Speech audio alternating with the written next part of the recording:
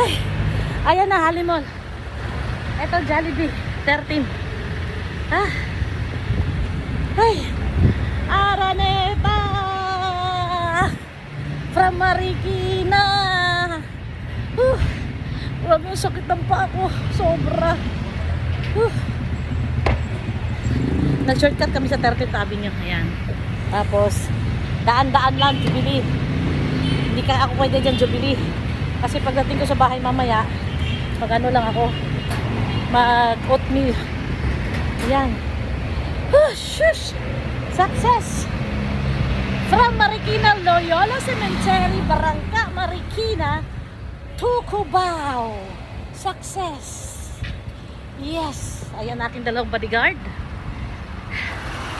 Still strong and kicking. Ayan. Si Dugong parang di papagod. Ako hindi ako masyadong pagod. Kaso lang, sobrang sakit ng paa ko.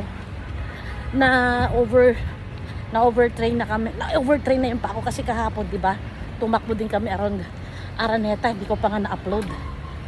Kaya sabi ni Jason, anak ko, magpahinga daw ako ng 2 araw. Huwag daw akong tumakbo ng 2 araw. Talaga ipahinga ako dahil sobrang sakit ng paa ko talaga. At saka, talagang sadyang dito ako dumaan sa 13. Yan. Kasi, may iniwan ako dyan na lettuce. Yung lettuce na binigay sa akin ng suki ko sa palengke. Hindi ko din na sa Marikina kasi, siyempre, takbo-takbo tapos may bit-bit ka sa kamay. Kaya, kilala naman ako ng guard dito sa sa simbahan. Kaya iniwan ko, sabi ko daanan ko mamaya kuya. So, yan. Em, kunin mo na Em. Ayan, dito na kami sa simbahan. Ayan. Daanan ko yung leto sa iniwan namin kanina.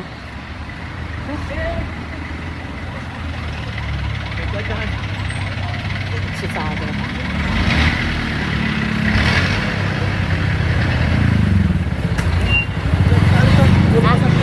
Ha? Ah. Masarap to sa sa noodles. Lucky Me noodles, lagay mo. Masarap yan. Oh! Tumakbo ka pa sa noodles. At least may gulay. Diba? So, akala ko hindi kami makatapos sa paglakad mula Marikina at Cubao kasi medyo umulan, pero hindi naman tumuloy yung ulan.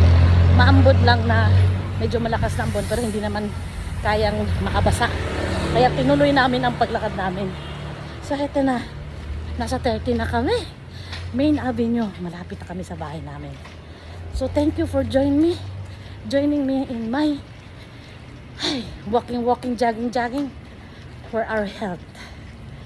Ang journey sa pagbawas ng timbang. Pero guys, 74 down to 69.